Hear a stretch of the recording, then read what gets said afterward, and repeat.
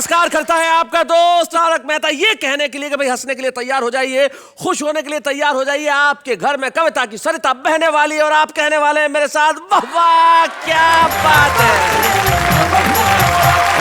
मेरे कपड़ों को देख के आपको लग रहा होगा जैसे मैं ससुराल जा रहा हूं। नहीं नहीं नहीं नहीं नहीं, चिंता मत कीजिए, मैं ऐसी किसी भी जगह जाने की कल्पना नहीं कर सकता जहां जाने की कल्पना मात्र से मेरे रोंगटे खड़े हो जाए। वैसे ससुराल तभी बनता है आदमी का जब एक पत्नी आती है। अब पत्नी जरूरी नहीं है कि खूबसूरत हो, और जब पत्नी खूबसूरत नहीं होती तब एक प्रसिद्ध हास्य कवि हैं श्री मधुप पांडे, उनकी कुछ पंक्तियां मुझे याद आती है। वो कहते हैं कि बदसूरत पत्नी बोली पति से, कितनी बार कहा मुआ पड़ोसी ताक झांक करता है, सुख चैन मेरा हरता है, खिड़की के पर्दे ला दोगे तो भला तुम्हारा क्या जावेगा। पति बोला क्यों कष्ट करूं मैं, एक बार तो उसको अपनी शक्ल दिखा दे, वो बेचारा निपट कवारा खुद ही जाकर पर्दे लाकर खिड़की पे लटका जावेगा। अब अगर किसी की पत्नी साहब ऐसी हो तो रिश्तेदार कैसे होंगे भाई। हम उन रिश्तेदारों की बात नहीं करते, लेकिन मेरी एक ऐसी रिश्तेदार है जो मैं चाहूं ना चाहूं उसे हमेशा मेरे साथ होना। आइए मैं मिलवाता हूं उससे।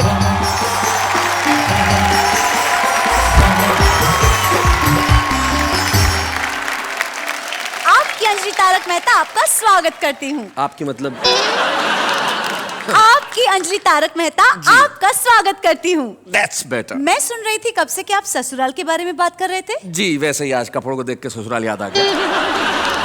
मैं ये पूछना चाहती हूँ कि जेल जाते वक्त लोग ऐसा क्यों बोलते हैं कि ससुराल जा रहे हैं। सिंपल सी बात है, जेल और ससुराल में कोई फर्क होता है क्या। न जेल आदमी अपनी इच्छा से जाता है, न ससुराल आदमी अपनी इच्छा से जाता है। और दोनों ही जगह की कुछ खास समानताएं होती है। जैसे कि जेल में भी वही खाना पड़ता है जो मिलता है, ससुराल में भी वही खाना पड़ता है जो मिलता है। जेल में एक जेलर होता है, ससुराल में एक ससुर होता है। जेल में जाने की तिथि नियत होती है, बाहर आने की कोई गारंटी नहीं। ससुराल से भी वापस निकलने की कोई गारंटी नहीं होती। जेल में भी साले होते हैं, ससुराल में भी साले होते हैं।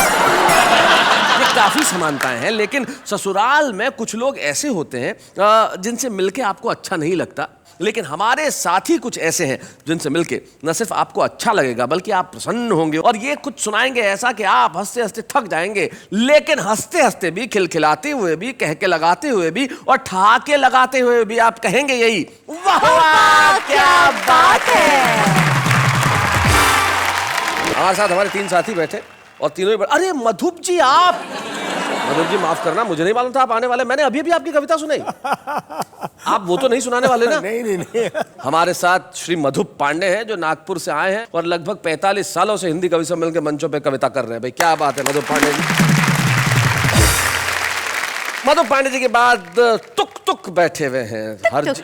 आप एक बार ऐसे कीजिए। वाह वाह क्या बात है। ये क्या करवाया। पिछली बार मेरी पत्नी ने कहा था एक बार उनको बोलना ऐसे करके मैं उनकी अंगूठी का डिजाइन देख लूंगा। तुम्हारी ये सरलता जो है इस पर मैं मुग्ध हो जाता हूँ। अरे सरलता से तो याद आया, इनका तो नाम ही सरल है, फारूक सरल साहब, जो उत्तर प्रदेश में एक कस्बा है लखीमपुर खीरी। नाम सुना है तुमने कभी। अभी सुना। अरे वाह क्या बात है। अध्यापक हैं अभी या रिटायर हो गए सरल साहब। बस रिटायर होने ही वाला हूँ। मतलब खुद हो रहे हैं या सरकार कर रही है। खुद कौन होना चाहता है। बताइए कि किसे सबसे पहले बुलाया जाए। ये अंकल जो कब से चुपचाप बैठे हैं ना, उनको। अंकल क्या लाइनें कह दूं। जी बिल्कुल कहिए, आपको अंकल कहा है तो बनता है आपका कहना। कि बुढ़ापे में जाए कहाँ, इश्क के मारे बुढ़ापे में जाए कहाँ, इश्क के मारे डाई से एक एक बाल रंग डाला, दाढ़ी को रंगने से मुंह भी हुआ काला, और फिर भी निगोड़ी ये शैतान की खाला, मुझे अंकल ही अंकल कह के पुकारे, बुढ़ापे में जाए कहाँ, इश्क के मारे।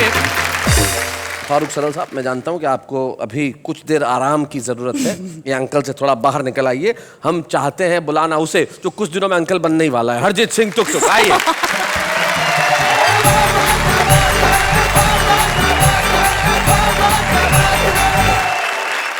मैं एक स्वामी जी के पास गया। अच्छा। मैंने उनसे कहा मेरी एक इच्छा है कि मैं बहुत साल जीऊं। तो वो बोले बेटा शादी कर ले।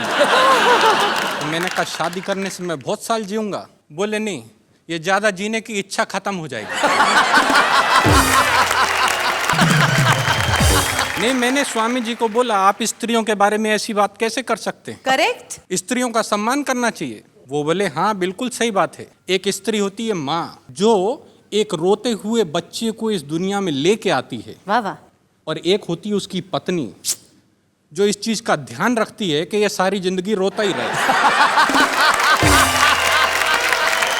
तो उसके बाद मैंने शादी कर ली, और शादी करने के बाद मेरे को समझ में आया कि शादी करने से पत्नी के साथ एक परिवार मिलता है, जिसको ससुराल कहते हैं। जी तो मैं आपको एक एक करके कैरेक्टर के बारे में बताता हूँ। पहले कैरेक्टर है मेरे ससुर जी। बताइए। मेरे ससुर जी बहुत एहतियात बरतते हैं, सारे काम फूल प्रूफ करते हैं।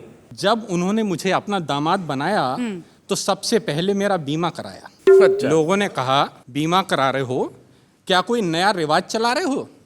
वो बोले नहीं, जब तक चलेगा चलेगा, उसके बाद बीमे का पैसा तो मिलेगा। ससुराल में एक और चीज होती है बड़ी खास, जिसका नाम होता है सास। सास। सो जब मेरी नई नई शादी हुई तो मुझे समझ नहीं आ रहा था कि मेरी सास क्यों एक्स्ट्रा प्यार दिखाती है। अच्छा। मैंने कहा सासू माँ, आप क्यों मुझ पे इतना प्यार लुटाती हैं, क्यों बार बार मुझे मेरा सोना बुलाती हैं? वो बोली तू मेरा सोना है, मलाई का दोना है, बेटा तू मेरी बेटी का नया खिलौना है। इसके अलावा एक तीसरी चीज होती है वहां पे, जी। पत्नी का छोटा भाई। भाई मतलब तभाई। हाइट में तो आधा है, उम्र 6 साल से कुछ ज्यादा है। मेरे को बोला क्या करते हो? मैंने कहा कवि हूं। बोले लगते तो नहीं। वो बोला ये बताओ कि हिंदुस्तान की सबसे बड़ी समस्या क्या है? हमने कहा ये तो बड़ा सिंपल है, महंगाई। हाँ। उसने वो बात हंसी में उड़ाई। हमने कहा तुम्हें कविता पसंद है? बोला सुनाऊं? जी। मैंने कहा अच्छा सुनाओ। बोला ट्विंकल ट्विंकल लिटिल स्टार। जी। हमने कहा how I wonder what you are. कहता कविता किसकी है?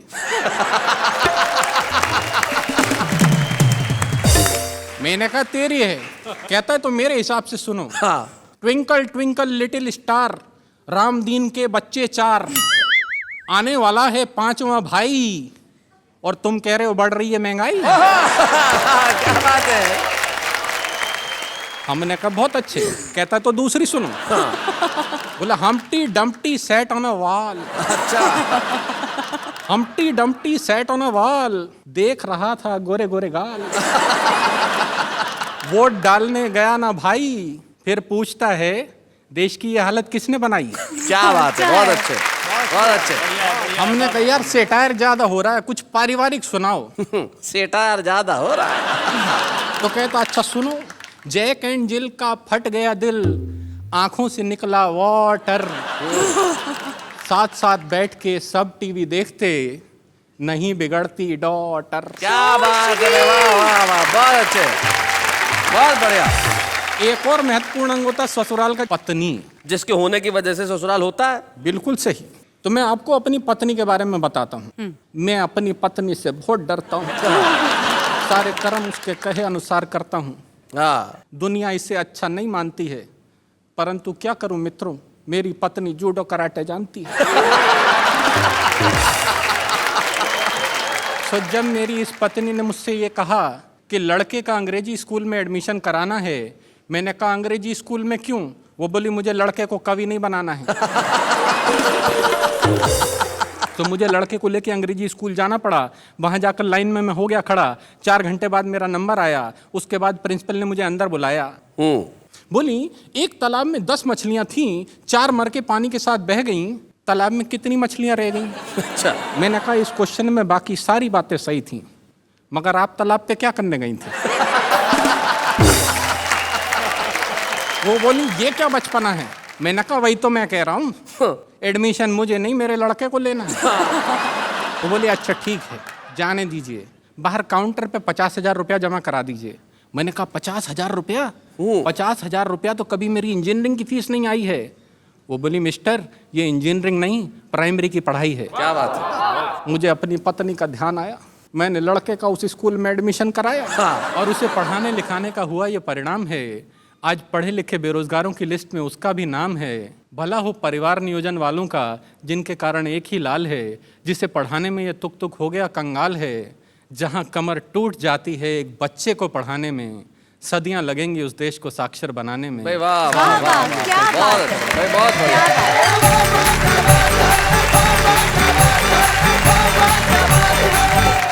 भाई तुक तुक बहुत बढ़िया। आपने ससुराल से निकल के जो आप सीधे स्कूल में घुसे और वहां से भारतीय शिक्षा व्यवस्था पे जो आप व्यंग्य लेके आए वो कमाल का था। तुक तुक आपकी बातों में सिर्फ तुक नहीं है, अर्थ भी है। और आपका ये कहना बिल्कुल व्यर्थ नहीं है। जो आप कह रहे हैं वो बहुत मुफीद कह रहे हैं, बहुत सच्चा कह रहे हैं, बहुत अच्छा कह रहे हैं। आपके लिए वाह वाह, क्या बात है। ऐसी शिक्षा व्यवस्था में भी जो आदमी अपनी हंसी और व्यंग की जो पकड़ है वो मजबूत रखता है, बच्चों को पढ़ाता भी है, कविताएं भी पढ़ता है और पूरी जनता को हंसाने का बीड़ा जिसने उठा रखा है उनका नाम फारूक सरल है। तो फारूक सरल साहब, अब तो अंकल का सदमा उतर गया ना, अब आइए जरा सुनाइए।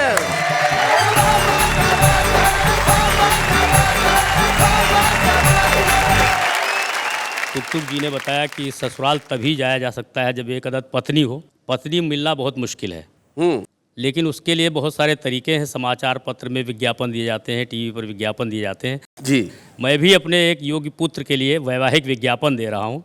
उसमें पुत्र की योग्यताएं और जी। विवाह की शर्तें कि मेरा लड़का है लाखों में एक, साफ दिल का है, नीयत का नेक, ऊंचे कुल का है, सुंदर लुगाई चाहिए, बकरा बिकाऊ है, कसाई चाहिए।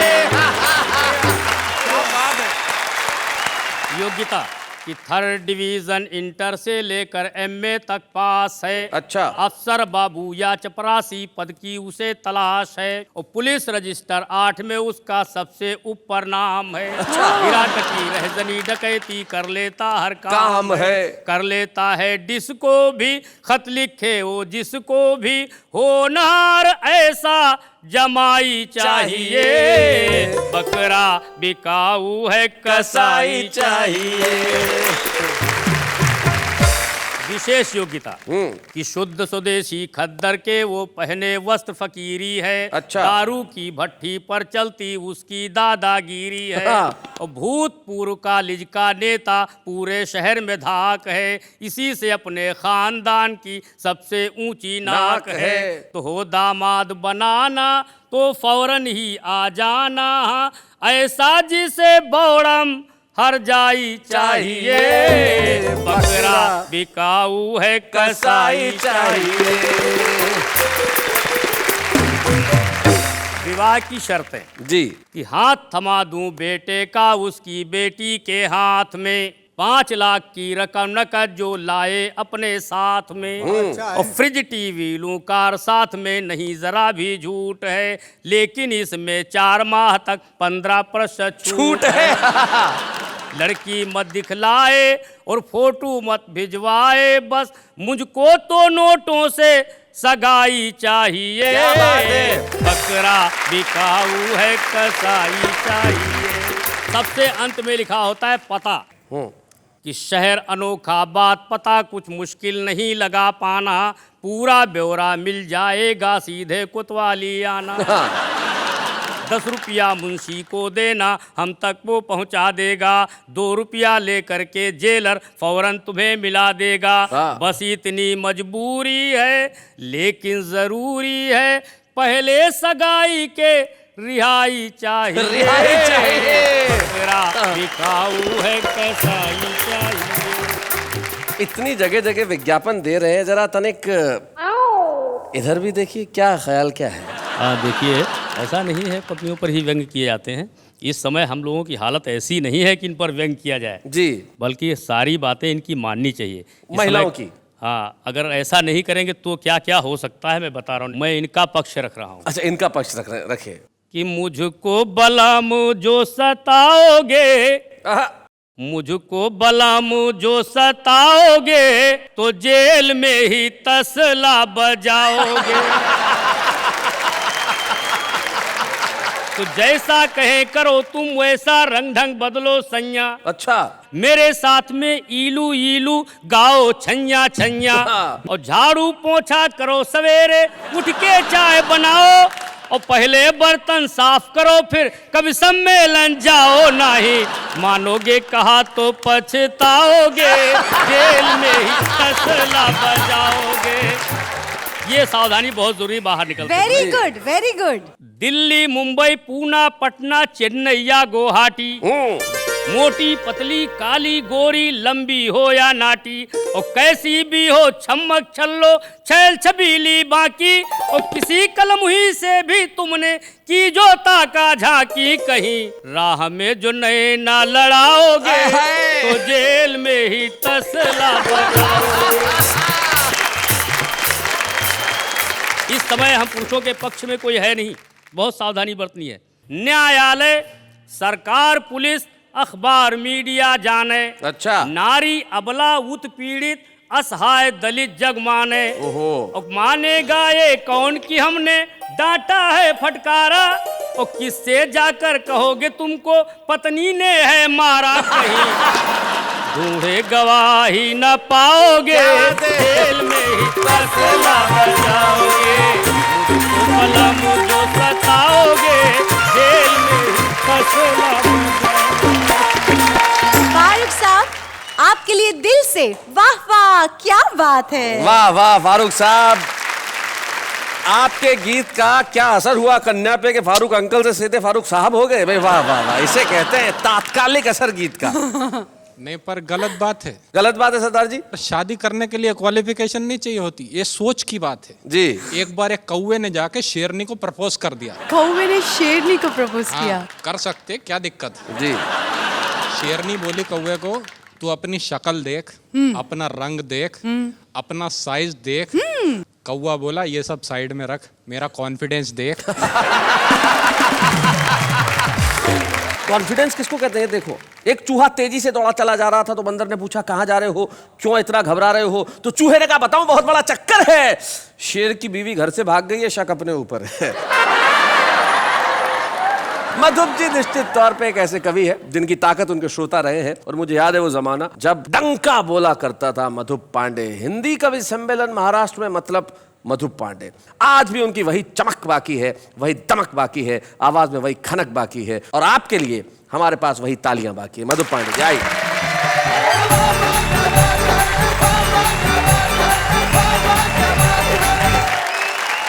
एक व्यंग देखिए, बहुत छोटा सा। एक दिन क्लास में चला गया और क्लास में जाकर ऐसी सहज मन से बात छेड़नी थी तो पूछ लिया कि क्लास में सबसे बड़ा बेवकूफ़ कौन है। बड़ा सन्नाटा रहा सा, बड़ी देर तक कोई खड़ा नहीं हुआ। एक किनारे फिर एक लड़का खड़ा हुआ छेड़ने के लिए। मैंने कहा कि तुम ही सबसे बड़े बेवकूफ़ हो। बोले नहीं सर, आप अकेले खड़े अच्छे नहीं दिखाई दे रहे थे, इसलिए मैं खड़ा। एक नेता ने अपने 2 चमचों से कहा कि बाजार में जाओ और 3 उल्लू पकड़ कर ले आओ। अच्छा। कुछ दिन इन्हीं से राजनीति का काम चलाओ। चमचे बोले श्रीमान, इस काम के लिए कहीं जाने की जरूरत नहीं है, कहीं जाने की जरूरत नहीं है। एक आप, 2 हम, इस तरह कुल 3 तो है। और बहुत छोटा सा व्यंग पकड़िएगा जी। एक शब्द को पकड़ लीजिएगा, बहुत दिन गुना। बहुत दिन गुना, और बाद में हमने उनको चुना यह सोचकर कि वे समाज सेवा में अपना जीवन अर्पण करेंगे, हमारा मार्गदर्शन करेंगे। परंतु हाय, चुनकर आते ही उन्होंने अपने आप को राजनीति से जोड़ लिया। अरे मार्गदर्शन तो दूर रहा, मार्ग में दर्शन देना भी छोड़ दिया। क्या बात है भाई, वाह वाह वाह, बहुत अच्छा। छोटा सा व्यंग और देख लीजिए कि हमें हर्ष है कि डॉक्टर की नज़र में मरीज नहीं, मरीज का पर्स है। हाँ। और मरीज की नज़र में डॉक्टर नहीं, डॉक्टर के साथ खड़ी खूबसूरत नर्स है। हमें हर्ष है। जब ससुराल की बात छेड़ दी इन्होंने तो एक अंश इन्होंने सुना दिया जी। क्या क्या पराक्रम कर सकती है पत्नी जी। विदा समय में माँ की बहुत लाडली बेटी फूट फूट रोती थी ऐसे, मरघट को जाती हो जैसे। अच्छा। तो दुखी बाप ने गले लगाकर कहा उसे बहुत समझाकर, तो बेटी बोली, दुख दर्द सब सह जाऊंगी, पर मेरे बापू ये माँ के बिन ना रह पाऊंगी, माँ के बिन ना रह पाऊंगी। तो बापू बोला, बेटी तू अब जाते जाते इतना सुख मुझको भी दे जा, पति घर अपने साथ साथ ही अपनी इस माँ को भी ले जा। शैलेश जी के विवाह को 20 वर्ष हो चुके हैं। रोज पिटते हैं, ऊपर से हास्य रस की कविता सुनाते हैं, वाह वाह क्या बात है, ऐसा कोई कार्यक्रम करवाते हैं। अजी ये तो हम हैं, इतनी बड़ी रिस्क उठा रहे हैं, अभी अभी पिट कर आए हैं और फिर पिटने जा रहे हैं। ये शैलेश जी अनुमति दें तो एक कविता सुनाना जी, चाहता एक वो हूं। कविता जो आपकी आतंकवादी वाली कविता है वो जरूर सुनाएं। आतंकवाद पे बहुत बहुत बहुत आपने पढ़ा होगा और पूरा विश्व परेशान है। एक बहुत सामान्य हल जी, हंसते हंसते मैंने बता दिया है। 2 छंद हास्य के हैं, एक करुणा का सुनने का प्रयास कीजिएगा। अरे मैंने कहा आतंकवाद, अरे आतंकवाद है तो फिर आतंकवादी से सीधे बात कर लेते हैं। अरे आतंकवादी, तू एक बार, बस एक बार कर ले शादी। तू एक बार अगर शादी के फंदे में झूल जाएगा तो बच्चों ये सारी अपनी अकड़ भूल जाएगा, अपनी अकड़ भूल जाएगा। वैसे भुक्तभोगियों ने विवाह के बाद पत्नी के चेहरे को लेकर जो बात कही है वो बिल्कुल सही है। याद करके ही तबीयत घबराती है। कहा है कि विवाह के पहले वर्ष पत्नी चंद्रमुखी जी, दूसरे वर्ष सूरजमुखी और तीसरे वर्ष ज्वालामुखी नजर आती है। सुन सुनकर सिर चकराता है। विवाह के पहले वर्ष पति प्राणनाथ, दूसरे वर्ष नाथ और तीसरे वर्ष तो अनाथ ही हो जाता है। परंतु यही पत्नी कैसे रूप में उस आतंकवादी को परावर्तित कर सकती अपने मन के तेवर को, ये बात देखिए कैसे मैं उसमें पिरोने का प्रयास किया। और विश्वास मान, जब तेरी पत्नी के पेट में अंकुरित होगा तेरा अंश, तेरा वंश, तेरा बच्चा, तुझे लगेगा बहुत अच्छा। फिर बच्चे के जन्म की खुशी, प्रसव की अनवरत यातना के बाद पत्नी के चेहरे पर उभरी हल्की सी हंसी, ये सब तेरे जीवन के अंग हो जाएंगे। किसी गजल के मिसरे, किसी गीत के छंद हो जाएंगे। क्या बात, किसी गजल के मिसरे, किसी गीत के छंद हो जाएंगे। फिर तेरे कानों में गूंजेंगे तेरे बच्चे के मोहक मधुर बोल, बच्चे का तुतलाना और तुतला कर गाना, खिलौने कुछ छुंदल लाना, भालू अल बंदल लाना, हमसे नहीं बिछुल जाना, पापा जल्दी खिलाना। क्या बात है, वाह वाह वाह वाह वाह वाह वाह, बहुत अच्छे।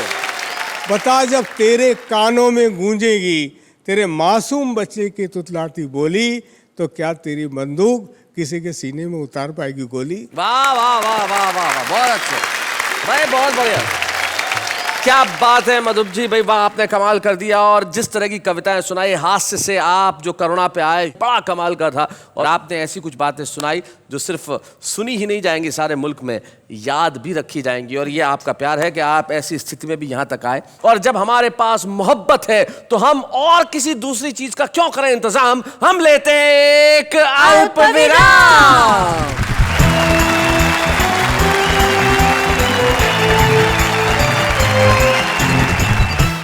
फिर से आपका उसी महफिल पे जहां पे हंसी खुशी और कविताएं हैं और जिसका नाम है वाह वाह क्या बात है। मैं आपसे कुछ पूछना चाहती हूँ। आप इसके सिवाय करती भी क्या है? पूछिए पूछिए थैंक जी। यू। मैं ये पूछना चाहती हूँ कि आप विश्व भर में जाके कविताएं पढ़ते हैं, प्रोग्राम्स करते हैं, यहाँ पे हमारे वाह वाह क्या बात है के मंच पे कविताएं सुनते हैं जी, कभी आप कुछ मिस करते हैं? मैं बहुत मिस करता हूँ ऐसे कवियों को जिन्हें मैंने बचपन में देखा सुना, और दुर्भाग्यवश वो आज हमारे बीच नहीं है।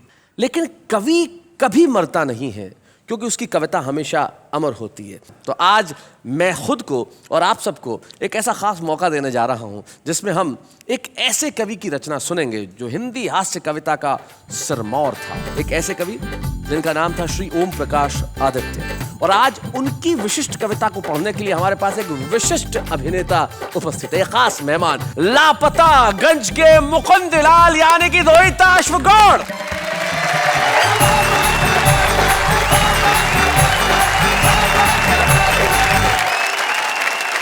पेशे से अभिनेता हूं, कवि नहीं, लेकिन शुरू से ही बहुत अच्छा श्रोता रहा।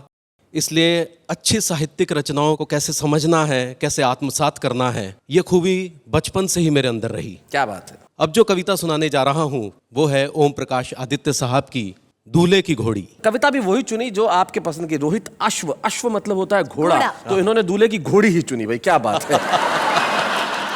नया नया दूल्हा था और नई नई घोड़ी थी। बाजे डुलते थे, छत तब डुलते थे, बाराती आपस में मिलते थे जुलते थे, हाँ करते थे रंगरलियां, लोग सब मचलते थे, दूल्हे के संग संग दर्शक भी चलते थे। घोड़ी चौकन्नी थी, दाएं अख बाएं अख गर्दन हिलाती थी, मुड़ मुड़ के रुकती थी, रुक रुक के मुड़ती थी, हाँ। आगे से उठती थी, पीछे से झुकती थी। युद्धों के योग्य थी, शादी में द्रप थी, वकीलों के तर्कों से ज्यादा सतर्क थी। बेचारा दूल्हा भी घोड़ी की गतिविधियां देखकर काफी चौकन्ना था। उसका इस यात्रा में दुल्हन से ज्यादा इस घोड़ी पर ध्यान था। गर्दन पर आंखें थी, टांपों पर कान था, मन था उतरने का, कह नहीं सकता था। अपनी दुर्बलता औरों के सामने सह नहीं सकता था, तभी किसी ने पीछे से निकम्मे गोले सा फोड़ दिया। सुनकर पटाखे को, भीषण धमाके को, चौकन्नी घोड़ी का धीरे जी छूट गया। गर्दन को लटकावे, पांव को चटकावे, सरपट यूं दौड़ चली, बाराती छैलों को, राहों को, बैलों को पीछे ही छोड़ चली। बेचारा दूल्हा भी चटपट से, कंधों के बालों से, लंबे अयालों से कसकर लिपट गया। काठी तो गिर पड़ी, बेचारा पीठ से चिपट गया। बाराती भीड़ में, भगदड़ में, कोलाहल में तितर बितर हो गए। घोड़ी चढ़े दूल्हे को देखने सड़कों में, गलियों में, चौराहों में इधर उधर खो गए। कईयों ने देखा भी घोड़ी चढ़े दूल्हे को, आवाजें दी कितनी, रुक जाओ रुक जाओ। पर दूल्हा क्या कहे, वो घोड़ी थोड़ी था जो सुन के रुक जाता। घोड़ी चलचित्र सी, कुल के कुपात्र सी, आवारा छात्र सी, मन की उमंग सी, उछल तरंग सी, सरपट यूं दौड़ी थी, लगता था कि जग में घोड़ी ही घोड़ी थी। क्या बात है, वाह वाह वाह, बहुत अच्छे। बेचारा दूल्हा भी दुल्हन के सजे हुए द्वार से लगभग 2 कदम की दूरी से होकर निकल गया, पर नहीं उतर सका। स्त्रियां बोल उठी, वर्जी उतर पड़ो, पर वर्जी बेबस थे। क्या करते, उतरते तो गिरते, फिर चढ़े नहीं रहते तो और क्या करते। दूल्हा ये सोचे था रुक जाए तो उतरूं, और घोड़ी ये सोचे थी ये उतरे तो रुकूं। वर को घोड़ी का डर, घोड़ी को वर का डर, डर को डर पकड़े था, ये उसको जकड़े थी, वो उसको जकड़े था। क्या बात है, वाह वाह वाह वाह, बहुत बढ़िया। कविताएं लिखना एक कठिन काम है, लेकिन उसे सुनाना कहीं ज्यादा कठिन है। और आपने जिस सरलता से, जिस सहजता से इस कविता को सुनाया है, कहीं भी महसूस नहीं हुआ कि ये किसी और की कविता है। मैं व्यक्तिगत तौर पे आपका बहुत शुक्रगुजार हूं कि आपने उस कविता से मेरी बहुत सारी यादों को ताजा कर दिया। बहुत बहुत शुक्रिया Rohit Ashv Gaur. Thank you so much.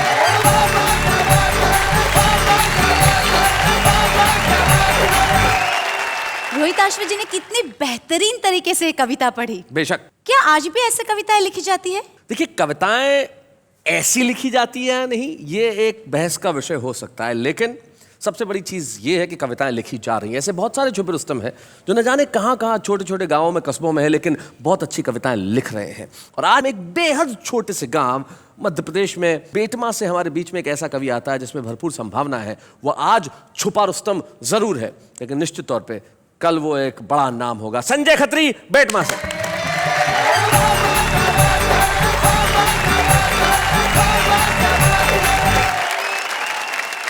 खाली है हर गिलास, कोई भरा नहीं, और शुक्र है मुझे देखकर कोई डरा नहीं। भाई साहब, जनरली इंसान चेहरे और नाम से पहचाने जाते हैं जी। मैं विश्व में पहला ऐसा व्यक्ति हूं जो केवल अपने दांतों से पहचाना जाता हूं। क्योंकि अंधेरे में केवल यही चमकते हैं। चलिए यहीं से शुरुआत करता हूं कि एक बार बिना कुछ लिखे हम मंच पर जाकर चीखे कि मैं भ्रष्टाचार मिटा दूंगा, इन घूसखोरों को धूल चटा दूंगा, मैं करूंगा सही और गलत में पूरी ईमानदारी से भेद, और तब तक चैन से नहीं बैठूंगा जब तक नहीं कर दूं इस काले धन को सफेद। अच्छा, बहुत अच्छे। तभी पब्लिक में से खड़ा होकर बोला, भाई साहब रुकावट के लिए खेत, आपके कथन में ये भेद, इस काले धन का जो करना हो करना बाद में, पहले अपने आप को कर लो सफेद। बहुत अच्छे संजय।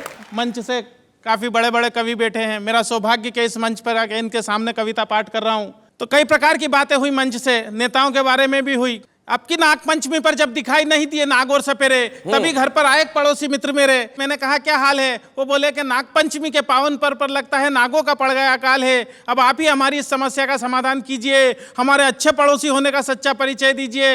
नाग तो हमें मिले नहीं, इस बार आप ही दूध पी लीजिए। मैंने कहा यही फार्मूला तो मैं सुबह से आजमा रहा था, और जब सफलता नहीं मिली तो हार कर आपके घर आ रहा था। हमारी सारी बात हमारे पड़ोस में रहने वाला हमारा एक नेता मित्र सुन रहा था, जो कई दिनों से चुनाव के सतरंगी सपने बुन रहा था। उसने अपने घर का दरवाजा तत्काल खोला। हम कुछ बोले उससे पहले ही वो बोला कि मुझे बहुत दुख है कि आप दोनों एक दूसरे के पड़ोसी होते हुए भी एक दूसरे के दुख में शामिल नहीं हैं, और मुझे लगता है कि आप दोनों इस दूध के काबिल नहीं हैं। अब तक आपकी हर समस्या का समाधान हम ही ने किए हैं, और सब जानते हैं कि हम तो आपकी सेवा के लिए ही जिए हैं। आपकी इस समस्या का समाधान भी हम ही करेंगे, और आप घबराइए मत, आपके नाग देवता का दूध हम पिएंगे। अच्छा, मैं समझ गया नेताजी का दूध के प्रति ये लगाव। दरअसल आने वाले हैं कुछ दिनों बाद चुनाव। क्या बात है। मैं भी मौका नहीं चुका, और नेताजी इससे आगे कुछ न बोले, इसलिए एक पल भी नहीं रुका, और दूध से भरा हुआ प्याला नेताजी की ओर बढ़ाया। किंतु नेताजी ने जैसे ही दूध पीने के लिए प्याला मुंह से लगाया, दूध अपनी पवित्रता खोने से पीछे हट गया, क्योंकि नेताजी के छूने के पहले ही दूध फट गया। क्या बात है, वाह वाह वाह वाह।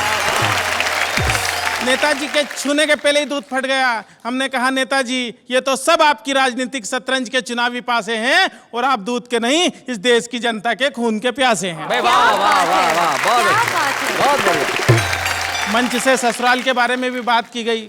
मेरे जन्म ने नई नई समस्याओं को जन्म दिया भाई साहब। तो मेरे जन्म के तुरंत बाद एक चिंता मेरे बापू को सता रही थी, क्योंकि मेरे भविष्य से ज्यादा उन्हें मेरी शादी की फिक्र खा रही थी। मेरे जन्म के तत्काल बाद मेरे पिता भगवान से बोले कि हे भगवान, तूने एक ऐसा खेल खेला और एक बेटा दिया तो वो भी काला था पहले। एक दिन मेरे पिता मुझे हाथ पकड़ कर ले गए स्कूल में भर्ती कराने के लिए। तो स्कूल का प्रिंसिपल हाल में आकर बोला कि एक आइटम आया है स्कूल में बच्चों को डराने के लिए। हमने जैसे तैसे शिक्षा का स्वाद चखा, और धीरे धीरे जवानी की दहलीज पर कदम रखा। जवानी में पहुंचकर हमारी सूरत और भद्दी हो गई, क्योंकि शारीरिक अंगों में असामान्य वृद्धि हो गई। एक दिन एक लड़की वाले आए मुझे देखने, और मेरी खूबसूरती पर लगे अपनी आंखें सेकने। जाते जाते वो मुझे हक्का बक्का कर गए, हाथ में 500 का नोट धरा और रिश्ता पक्का कर गए। मैं गया तोरण के पास, तो आरती की थाली लिए खड़ी हुई थी मेरी सास। ससुर जी बोले जमाई जी पैदल ही आए हो, घोड़ी नहीं लाए हो? मैंने कहा ससुर जी घोड़ी की किस्मत जाग गई, और मुझे देखा तो वो भी डर के भाग गई। शादी के बाद का दृश्य तो और भी कमाल था। डर के मारे मेरा बुरा हाल था। मैंने जैसे ही पत्नी का घूंघट उठाया तो वो मुझे देखकर मुस्कुराई, न डरी, न चीखी, न चिल्लाई। अच्छा। उसकी मुस्कुराहट देखकर मेरे भी मन का खौफ भगा, और मैंने पूछा क्या बात है, तुम्हें मुझे देखकर डर नहीं लगा? पत्नी बोली मैं एक नहीं, दो नहीं, पूरे 7 जन्मों के लिए आपसे बंधी हूँ, और डरने की क्या बात है, मैं तो जन्म से ही अंधी हूँ। तो भाई साहब इस प्रकार की घटना घट जाती है मेरे साथ में। मैं कहना चाहता हूं बात ही बात में, ये बात हर कोई नहीं जानता है। दरअसल देश के नेताओं में और हम में बहुत समानता है। अच्छा। हम दोनों जग से निराले हैं, फर्क बस इतना है कि हम तन के और वो मन के काले हैं। क्या बात है, वाह वाह वाह, मन के काले हैं। और तमाम बातें करने के बाद अपनी काव्य यात्रा यहाँ से खत्म करना चाहूंगा कि गरीब के मुंह से छिनते निवाले देखे हैं, हमने रोटी सेकती हुई माँ के हाथों में चाले देखे हैं, और हम तो सिर्फ तन के काले हैं मित्र मेरे, हमने तन के उजले लोगों के मन बहुत काले देखे। क्या बात है, वाह वाह वाह। संजय खत्री जो आज छुपे रुस्तम के रूप में हमारे बीच में आए, बेटमा नाम के एक छोटे से गांव से, लेकिन छोटे से गांव में भी प्रतिभा हो सकती है। और हमें बड़ी खुशी है संजय खत्री, इस मंच पे हम आपको एक ऐसा प्रोत्साहन देना चाहते हैं, आपको एक ऐसा प्रतीक चिन्ह प्रदान करना चाहते हैं जिसे लेके आप और अच्छी कविताएं गढ़ें, आगे बढ़ें, यहाँ से लेके वहां तक की यात्रा के लिए एक बार हम आपका सम्मान करेंगे और कहेंगे वाह वाह क्या बात है।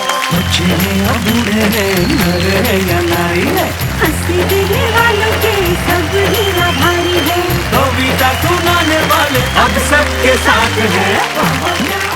कोई नई प्रतिभा आगे बढ़ती है तो हमें बड़ी खुशी होती है, और जब नई प्रतिभा किसी छोटी जगह से आती है तो ज़्यादा खुशी होती है। इस देश के हर गांव, हर शहर, हर गली, हर कूचे, हर मोहल्ले में बसने वाले हर छुपे रुस्तम को हम करते हैं प्रणाम। लेकिन इस वक्त एक अल्प विराम।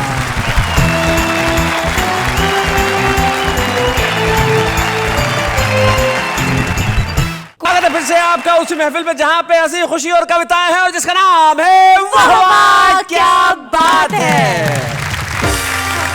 भाई हमारे सामने जो कवि बैठे हैं, ये कवि तो कमाल के हैं, इनके जीवन में एक और कमाल की बात है। इनके बारे में बताना चाहता हूं कि इन्होंने अपनी शादी में एक भी पैसा दहेज में नहीं लिया था। अरे वाह, ये तो बहुत ही अच्छी बात है यार। सर, मैं आपको प्रणाम करती हूँ, सैल्यूट करती हूँ इस बात के लिए। पूरी बात सुन लो, फिर 2 बार चाहे तो सैल्यूट कर लेना। अच्छा। उन्होंने अपनी शादी के वक्त दहेज इसलिए नहीं लिया था क्योंकि शादी के टाइम कहा था कि मैं एक भी पैसा दहेज नहीं लूंगा, बस सारी जिंदगी मेरी कविताएं सुनते रहना। आज तक इनके ससुराल वाले बहुत पछताते हैं। विथ इंटरेस्ट कई बार दहेज ऑफर कर चुके हैं, और ये है कि मानती नहीं। क्या बात है, आप इंप्रेस हुई ना इनसे? यस। भाई इनकी कविताओं से भी इंप्रेस हुई, इनसे भी इंप्रेस हुई, लेकिन अब उनसे इंप्रेस होंगी जो वहां है। हाँ, देखिए जरा। जा रहे मिस कॉल, उन्हें याद दिलाना है, लौटते समय सब्जी और राशन लाना। कोई उनको दे दे जरूर ये पैगाम, अब न बढ़ाएं सिलेंडरों के दाम। हम तो रात को जागते हैं, सुबह को सोते हैं, इसलिए हमारे सारे काम उल्टे होते हैं। शेर सुनाने वाले तुझे क्या इनाम दूं, ये शेर सुनाने वाले तुझे क्या इनाम दूं, क्या हाथ में थैंक यू कार्ड और मुंह में बनारसी बांधूं।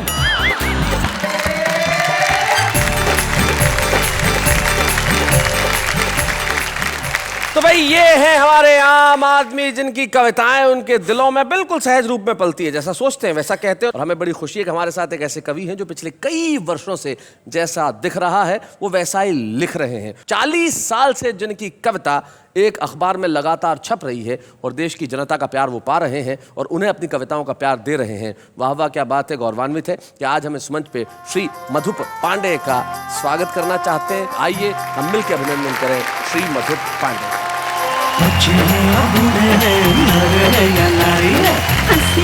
वालों के सब ही आभारी है, कविता सुनाने वाले अब सबके साथ है। बाबा क्या बात है, बाबा क्या बात है। और हर सफल पुरुष के पीछे एक स्त्री का हाथ होता है, इसमें कोई शक नहीं। और मधुप जी के जीवन में भी उनकी पत्नी मधुलिका भाभी उनका हमेशा साथ रहा, सहयोग रहा, और आज भी वो उनके साथ है। मधुलिका भाभी, कितने वर्ष हुए आपके विवाह को?